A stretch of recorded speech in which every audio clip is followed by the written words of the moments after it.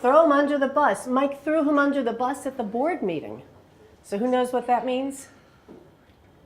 Anybody? You can talk in your groups if you want. Put him in danger. Put in danger? Danger situation.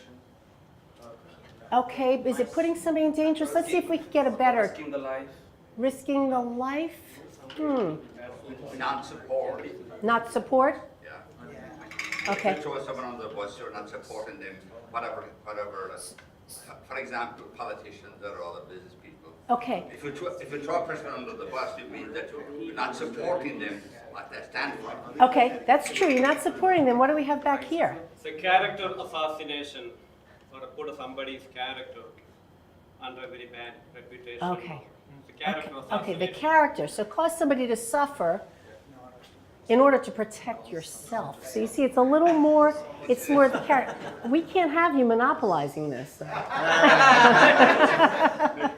Okay, but I'm causing... hearing American literature degree. It's going to put him at an unfair advantage. We may have to have him move from one table to another as we do this.